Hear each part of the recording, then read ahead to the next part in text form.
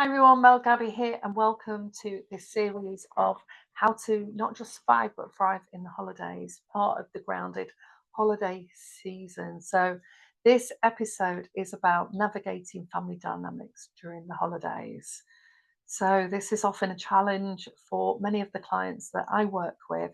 I wanted to share this with you, and I've done this not at the beginning because I think I wanted to teach some of the grounding exercises and breathing and those things that we can do first that prepare the body for what we're going to come into contact with. And one of those is families and family members that we might not like hanging out with. So um, let's look at, like I said, one of the biggest stressors at this time of the year is navigating family dynamics. We're going to spend time with people that we love celebrating with, and we might be spending time with people that we wouldn't see the rest of the year. So, like I said, it's not just about celebration, but it's about managing old patterns, emotional triggers, complicated personalities, unspoken expectations or tension, and things that have been building up for years.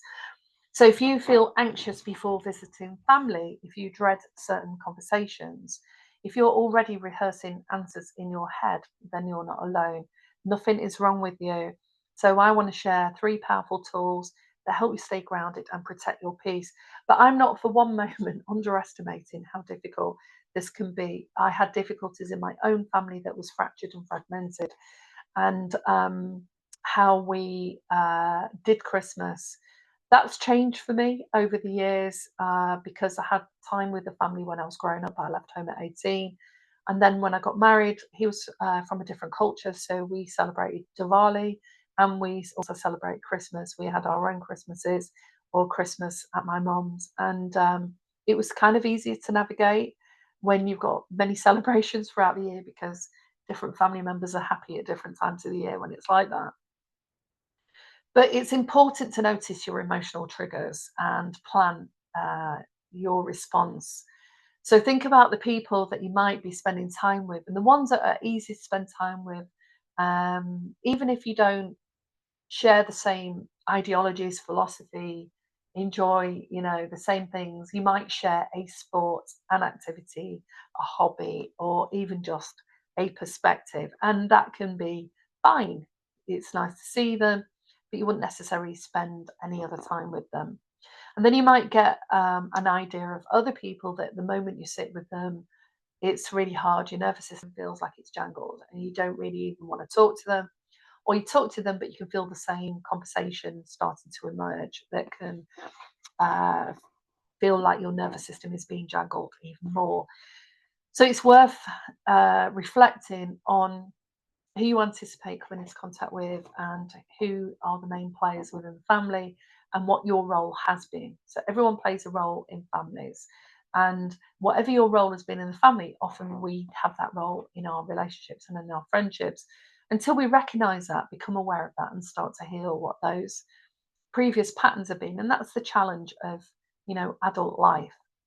So take a moment to reflect on what usually activates you. Is it being criticized? Comments about your life, your weight, your relationships, they like them, they don't like them. Comments about the choice of work, where you choose to live, the wallpaper. You can have people in the family that say, "Oh, I wouldn't have done it that way. I would have done it this way. Maybe you should," and people who've got lots of unsolicited advice, and that doesn't help or feel good. So, just aware of all the paper that I've stuck at the side of me that I'm now finding quite distracting. So, think about also who's got the dominating personalities.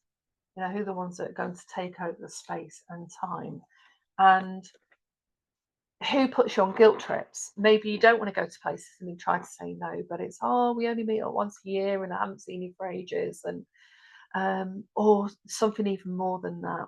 I had another client who lived in the UK but used to go back home and really dreaded spending time with her mum. And her mum was particularly difficult, and everyone knew that in the family. And from the moment she got there, the mum's criticisms and just the way that she behaved was really difficult for my client. So we'd spent a good few months of what she was working up to so that she could stay grounded, stay solid in herself, celebrate her own choices regardless of what anybody else thought of them, and also remain neutral even if the triggers appeared. And sometimes the triggers appeared, but actually, when she went back a few times, she started to notice that she was able to manage this more. She didn't want to sort of cut ties completely. She wanted to be able to manage it in much better ways that she didn't leave feeling exhausted.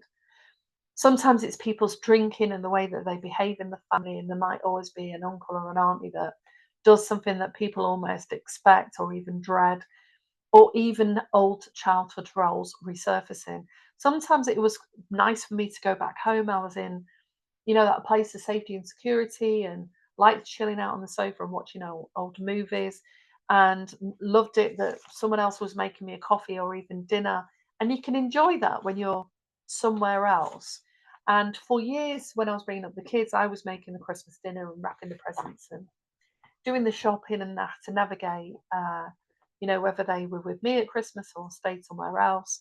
And then for the last few years, I've been going to my son's for Christmas, which I've really enjoyed because I play with my granddaughter, and his partner's a great cook, and my son is a great host, and everybody. There are moments, where there might be a bit of discombobulation or something doesn't work, where I might have to practice one of these methods, because often we can go in with the intention of trying to just have the best day, or we do have a good day, and there might just be somebody gets a bit tired, child gets fractious, somebody doesn't want put in, somebody else, all of these different things that can happen. So once you know your trigger, you can have a plan. So it could be to have a calm response of things that you don't want to discuss, which is, I'm not discussing that today, or a deflection method, or let's change the subject, or I'm stepping outside for a moment. So when you're moving into a conversation in a zone that you don't really want to talk about, then having a statement that you can say that gets you out of that conversation and situation easily without it escalating or somebody having a response. Now, you may get a response from that, but if you can start to feel confident in your plan, that you're not going to discuss it, you're not going to be barraged with any amounts of questions, and that you're happy to change the subject, then that creates that emotional safety for you and gives you a chance to cope with that. Are these things easy? If you're in those situations, not necessarily, but you can make changes and start to feel that you're able to stay in control of your internal experience. Because on the outside, we can look really placid and calm, or we might get angry and shout. It's different for everybody. But often you realize that you're wasting your time and energy in some situations, and it's not even worth engaging in the conversation. The next one is using your inner boundary technique. So this is when you can't avoid certain situations, but you can create that space within yourself.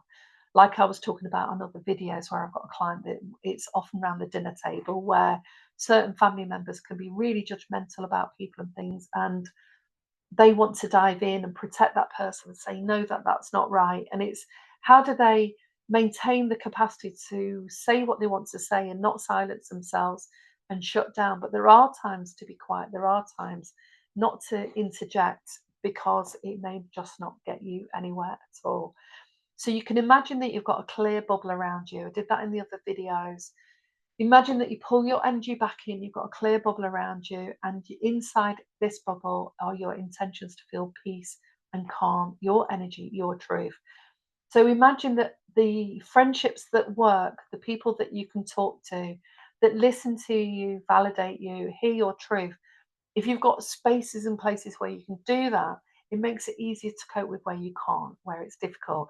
But you need to be able to say to yourself, it's not going to work here. I'm not going to get heard and validated. Therefore, I'm going to stop trying. I'm going to stop hoping that someone's going to respond to me differently. And when we let go of that hope and that need for people to behave differently, that can sometimes take the pressure off as well.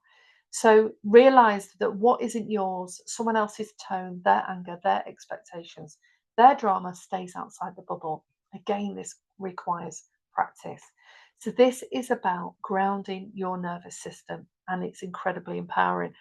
What I'd suggest that with these different tools and techniques that you draw pictures. Draw yourself with a bubble around you, or write the words, my inner boundary, my inner bubble, my my shield of light, my protective light, my superpower. Imagine that their thoughts, their attitudes, their judgments are just bouncing off you, and you stay in the neutral zone. And at the end of the day, you celebrate that. A glass of water, coffee, a glass of wine. I'm celebrating I managed to have that dinner and stay in the neutral zone and not get pulled out of that. And even if you do, be kind to yourself. It happens. It's just practice, okay? I'm probably going to say in most of these videos, it's just practice. I'm not perfect. I did not come from a perfect family background by any stretch of the word. And I've had to practice some of these things over the years to manage different situations.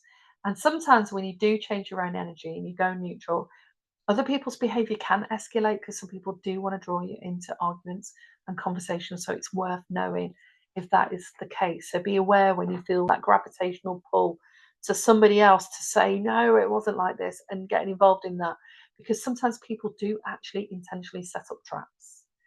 Um, the young videos I've been listening to online goes into the shadow and the empath and narcissist dynamic much more deeply. And once you realize that someone's operating from a completely different operating system rather than the one that we hope they have, that can take the pressure off and make us realize, okay, I'm just dealing with a mindset that is from a different planet other than mine. Okay. Give yourself permission to take breaks. Breaks are paramount. Go for a walk. If things get too heated, go to the bathroom, the toilet. After dinner, just go for a walk. Say I'm working on my wellness plan. Go and do some stretching, put your headphones on. You don't have to sit through everything. You don't have to absorb people's moods. You don't have to fix old family wounds. It's not your job. There's enough therapists out there. It's people have to take responsibility for what they're not happy with. We can help where we can, but if somebody is just a never ending void and space of consuming what it is you're giving to them, sometimes you have to step back and realize that they're never going to feel satisfied. They're never going to feel happy, and it's not your job to make it any different. Our responsibility is for ourselves and what's going on with us. So you need to step outside and get some fresh air, go for a walk, sit with a strong cup of tea for 5 minutes, or even have a break. So this is micro breaks regulate your body and prevent emotional overload. I would underscore this in your journal because everyone's got someone in the family or their friendship groups that they're struggling with. And if we are moving from the zone of feeling okay, as I talked about the mental health continuum, we're feeling okay, there's a bit of stress, someone's piled on something at work, a bit more stress. When we move into the red zone, this is green, this is amber, this is yellow. Move into the red zone and we're dealing with this. No, we've got to have a plan. We've got to have a strategy. Otherwise, we're exposing ourselves to landmines and uh, treacherous situations. And some situations are like that. Believe me, I've worked with thousands of people over the years, and some of them are having to navigate some very difficult circumstances. But once they start to implement some of these things, it makes a massive difference. So the message is families don't always change. We can't wait and hope that they can, or that they see us or validate us or feel about us in the way that we want. Often we need to get those needs met, give it to ourselves, recognize and validate ourselves, but also make sure we've got some friends and people around us that help us stay grounded, especially in the holiday season. Have a helpline to your friends, set up a Zoom call. How did we survive the holidays? Have time to have that let out with people that will listen to you. If you can set up a group Zoom call over that time period, that may benefit all of you in your friendship group. So the last thing is, what is one boundary or grounding tool that you want to use during the holiday season? I would suggest you probably need a few. Um, but when it comes to family dynamics, definitely remember how it's gone before, who the main players are, who are the characters that poke and prod or say things that feel like they're winding you up, who are the silent ones, who are the ones that are about to erupt, and where do you want to create that neutrality in your body? Because if you go in thinking, right, that is the last time I'm going to deal with that person in that way, in some situations, it is wasted energy and wasted breath, because they've no intention of having family harmony. They're either just projecting out what they are containing and they're not aware of it, and some people are aware of it. And so you can be putting yourself in a situation that, in some cases, can feel dangerous. In some families, there is emotional abuse and violence, and they can escalate, and we don't want that for you, okay? So, if you want to contact me to talk about anything like this, to prepare a plan, or use any of these tools that will help you in this journey, then do please get in contact with me. But for now, like and subscribe to my page, press the bell to help the algorithm find my stuff and send it to you so that you can listen to this. Make time to listen and write in your journal what is happening to you. And I look forward to speaking to you soon.